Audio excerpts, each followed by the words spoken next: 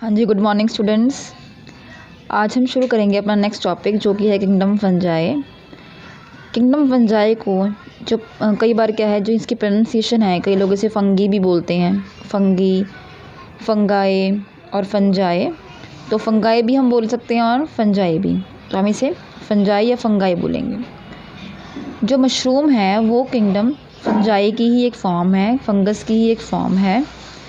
Fungus की भी आगे बेटा कई डिफरेंट टाइप्स हैं, वो भी हम डिस्कस करेंगे। पर आज के लेक्चर में हमने सिर्फ इसके जो करेक्टरिस्टिक्स हैं, जनरल करेक्टरिस्टिक्स, वो ही हम डिस्कस करेंगे। ओके, तो शुरू करते हैं। जो सबसे पहला पॉइंट है वो है, एक तो ये मल्टी सेलुलर डीकम्पोजर्स होते हैं, मतलब ये डीकम्पोज करते हैं, किसी भी चीज़ को डीकम्पोज करते हैं ये। उसके बाद they are heterotrophic due to absence of chlorophyll. Heterotrophic का मतलब होता है कि जो अपना खाना खुद बनाएं, और इनके अंदर क्लोरोफिल एब्सेंट है। एब्सेंट क्यों है? Because they are not in the colour of green, that means ये ग्रीन कलर के नहीं हैं, और इसलिए इनमें जो क्लोरोफिल पिगमेंट है वो एब्सेंट होगा और ये अपना खाना खुद नहीं बना पाएंगे। बच्चे अगर ये अपना खाना खुद नहीं बना पाएंगे तो फिर कैसे न्यूट्रिशन लेंगे? ठीक है, तो सेकंड पॉइंट क्या है? दे बिकेम आइदर पैरासाइट्स और सेप्रोफाइट्स। दैट मीन्स या तो ये पैरासाइट होंगे या फिर सेप्रोफाइट्स होंगे। पैरासाइट का मतलब जो अपना खाना खुद नहीं बनाते, दूसरे पे डिपेंड है, और सेप्रोफाइट भी जो दूसरे पे डिपेंड है। पर इनमें फ़र्क क्या है? जो लिविंग पे डिपेंड है वो पैरासाइट, जो डेड पे डिपेंड है वो सेप्रोफाइट्स। नेक्स्ट जो पॉइंट है that is thallus is made up of colourless filaments. जो थैलस है, थैलस क्या है? प्लांट बॉडी है। फंगस को जो हम जिसकी बॉडी है जो, उसे हम थैलस बोलते हैं। ये कलरलेस फिलामेंटस स्ट्रक्चर जो कि हाइफी है उससे बनी होती है, और जो ये हाइफी है ये पूरी 2 या 4 या 5 ऐसे कॉम्प्लेक्स नेटवर्क बना के जब बना देती है तो उसे हम माइसीलियम भी बोलते हैं। माइसीलियम को कई बार फंगस भी बोला जाता है।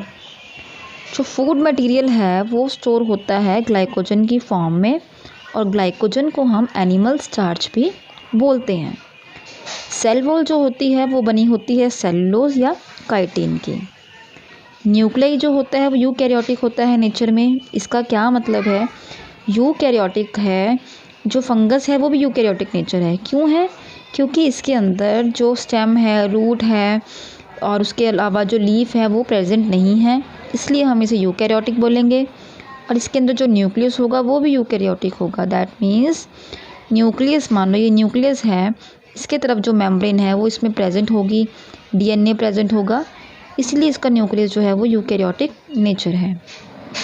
मेजर डीकम्पोजर्स होते हैं ये। कुछ फंगस जो होती है वो डिजीज़ भी कॉज करती हैं, जैसे कई बार आपने देखा होगा मोस्ट कॉमन जो है वो है फंगस डिजीज़ जो होती है, स्किन की इन्फेक्शन जो होती है। कई बार जो कान में इन्फेक्शन हो जाता है, कई बार आइज़ में, कई बार देखा होगा ना हमारी बॉडी के किसी भी हिस्से में ऐसे सर्कल से पड़ जाते हैं, गोल गोल ऐसे रेड रेड सर्कल पड़ जाते हैं, that is also a fungal infection. Cell wall जो होती है काइटिन की बनी होती है, वो मैं आपको बता चुकी हूँ।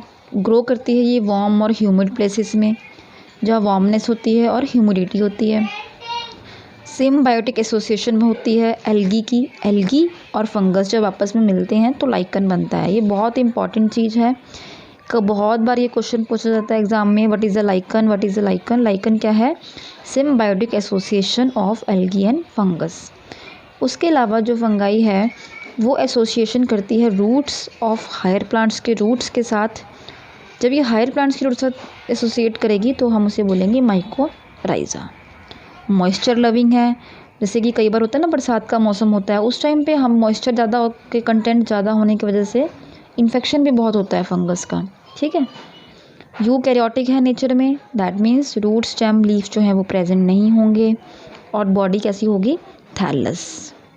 नॉन वॉस्कुलर प्लांट है ये, प्लांट नहीं हम कह सकते, नॉन वॉस्कुलर है, दैट मीन्स जाइलम और फ्लोएम जो है वो एब्सेंट है। बेटा ये इसके जर्नल करेक्टरिस्टिक्स हैं फंगस के, आपने ये ध्यान से पढ़ने हैं। कल हम जो इसके स्ट्रक्चर, डायग्राम्स और टाइप्स के बारे में बात करेंगे। आज आपने सिर्फ इसके जर्नल करेक्टरिस्टिक्स ही पढ़ने हैं कि फंगस क्या है, किस तरह वो बनती है, क्या उसका कंडीशंस है, कैसे वो न्यूट्रिशन लेती है, उसका स्ट्रक्चर कैसा होता है।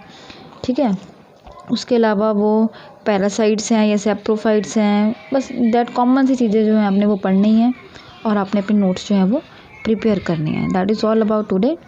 कल जो है हम अपना नेक्स्ट इसकी जो टाइप्स हैं वो शुरू करेंगे।